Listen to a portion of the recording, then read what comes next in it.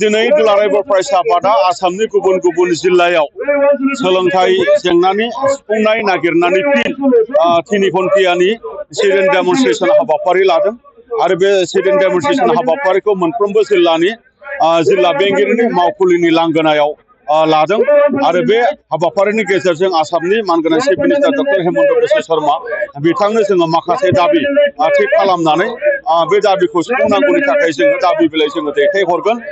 दिनै बेबायदिनो बे एखे हाबाफारिखौ चिरां जिल्ला एबसुआ काजलगावआव माने बानजायदों। बे हाबाफारियावनो आंबो बाहागो लादों आरो बे जोंनि दाबिफोरानो जाहैबाय जे जोंनि बिटिआर गोरोबथानि 6.3 दफानि गेजेरजों जोंनि भेन्सार स्कुल कलेजफोरा सरकारिकरन जानांगौमोन आरो बेखौ खालामनो होननानै आसाम सरकारा खोथा होदोंमोन, नाथाय दासिम 10 माने भेन्सार कलेजखौल' माने प्रभिन्सियेलाइज खालामदों। बाखि 16 कलेज दंबावो आरो गोबां बेबायदि high school, LP school, junior college बा हायार सेकेन्डारि बेबायदि दंबावो। दा बेफोर गासिबखौबो माने थाबैनो खालामनांगौ होननानै जोङो दिनै दाबि जोङो खालामफिनदों। लोगोसे जे जोंनि माने सिटेटआव जोंनि बर' रावा मोनसे अपसनेल मोनसे लेंगुवेज जानांगौ, लेंगुवेज वानाव आरो बेखौ जोङो दाबो मोननो हायाखै। मानोना दिनै बर' रावा भारतनि संबिधानाव हाबनाय बियो मोनसे राव आरो बिटिआर गोरोबथानि गेजेरजों बियो आसामाव लोगो सरकारि राव हिसाबै बियो गनायजानाय मोनसे राव। ओंखायनो बे रावा दिनै सिटेटआव माने लिरनो मोननाय जानांगौ आरो जोंनि बर' फरायसाफोरा मोजाङैनो बेखौ लिरनो मोनोबा साबसिनै सिटेटआव उथ्रिसारनो हागोन आरो फोरोंगिरिनि मावनायनि जग्य बेखौ माने मोननो हागोन। बेनि थाखाय जोङो दिनै बे दाबिखौ लाबोफिनदों आरो बे दाबिखौ लानानै आसाम सरकारनो दाबि बिलाइ होलाय आरो एचआरडि मिनिस्टारनो दाबि बिलाइ होलाय आरो जोङो बेबायदिनो मानदों सिबिएसइनि डाइरेक्टर बेनिसिमबो जोङो दाबि हरनाय बे खामानिखौ जोङो आगोलाव मावखांबाय, अब्लाबो जोङो बेखौ मोननो हायाखै। बेनि थाखाय जोङो होफिनदों आरो बेबायदिनो जोङो आसामनि आसाम जुडिसियेल सार्भिस ग्रेड 3नि जिखिनि साकरि बेवहायबो जेरै असमियाखौ दिनै लेंगुवेज मोनसे हिसाबै असमियानि केन्डिडेटफोरा दिनै लिरबाय थानो मोनदों आरो जे असमियाखौ दिनै जोंनि बर' फरायसाफ्राबो लिरनो गोनां जायो। जाउनाव जोंनि बर' फरायसाफोरा उथ्रिसारनायाव प्रब्लेम जायो। बेनि थाखायनो बर' रावाबो आसाम जुडिसियेल सार्भिसाव बियो सोसनजानाय मोनसे राव जानांगौ, जेन जोंनि बर' केन्डिडेटफोराबो हाइकर्टनि माने जाज जानो हायो बा डिस्ट्रिक्ट कर्टनि माने बिथांमोनाबो माने सिजेम जानो हायो। बे बाथ्राफोरखौ जोङो लानानै बे दाबिफोरखौ जोङो दिनै होबोबाय थादों। नाथाय खोथाखौ होदों बिथांमोना, नाथाय दाबो बेखौ सुफुंनायनि थाखाय गोख्रों बेबस्था लानायखौ जोङो नुवाखै।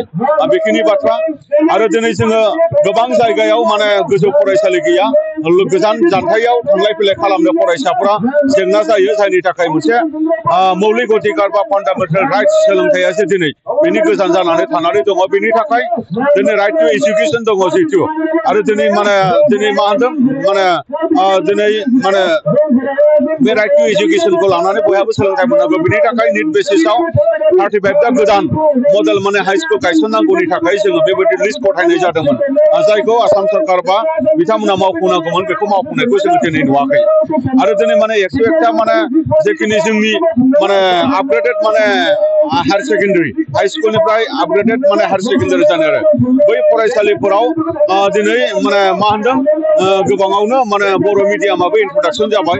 दा बैहाय माने जोङो गोदानै बेवहाय पस्ट ग्रेजुएसन खालामनायनि गेजेरजों बै फरायसालिफोरखौ रान खालामनांगौ होननानै जोङो बुंबाय थादोंमोन। नाथाय आसाम सरकारा बेखौबो दासिमबो खोथा होदों, बिथांमोना मावफुंबाय थागोन होननानै बुंदों, नाथाय दाबो मोगथाङाव मावफुंनायखौ जोङो नुवाखै। बेखायनो बेखौबो सुफुंनांगौ जोङो दाबि लाखिदों।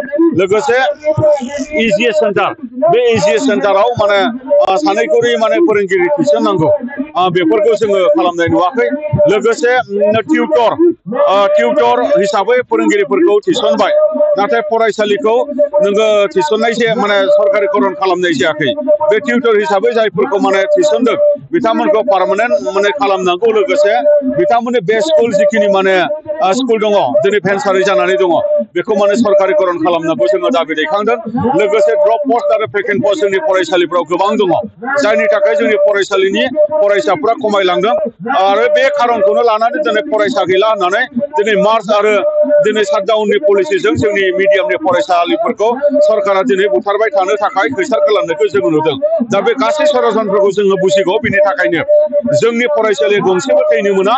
जोंनि फरायसालियाव जोंनि थोजासे फोरोंगिरि थिसननायनि गेजेरजों बिमा बिफानि आरो फरायसानि मोनसे गोसोनि बोलो आरो कनफिडेन्स बेखौ होफिननांगौनि थाखाय आसाम सरकारा खामानि मावनांगौ दा बेफोरबायदि माखासे खामानिफोरखौ लानानै जोङो दिनैनि बे हाबाफारिखौ लादों आरो गोबां बेबायदि सोलोंथाइजों सोमोन्दो थानाय जेंनाफोरखौ जेन थाबैनो आसाम सरकारा सुफुंनायनि राहा लायो बेखौनो जोङो गोसोखांहोफिननायनि मोनसे हाबाफारि हिसाबै दिनै 3 घन्टानि सिरिन डेमनस्ट्रेसन जोङो दिनै आसाम नाङै बे हाबाफारिखौ जोङो लादों गोजोन्थों बर'नि अनगायैबो बेयाव गुबुन हारिनिबो बेयाव बाहागो लादों नंगौ दिनै माने 6.3 दफानि बाथ्राखौ जुदि रायलायोब्ला बेवहाय बर' एन्ड आदार मिडियाम दिनै बिटिआर नि सिङाव बेवहाय प्रभिन्सियेलाइजेसन खालामनायनि बेवहाय जिथु क्लजेस दङ आरो बे क्लजेसखौ मावफुंनांगौ जुदि जायोब्ला बर'ल' नङा अन्य मिडियामनि फरायसालिफोराबो बेवहाय प्रभिन्सियेलाइज जानांगोन बिनि थाखायनो दिनै बर'नि फोरोंगिरि हन्थाखौ लाफानानै गुबुन गुबुन भेन्सार स्कुल अन्य मिडियामनि भेन्सार स्कुलनि माने हिपक हन्थाफोराबो दिनै बेवहाय बाहागो लादों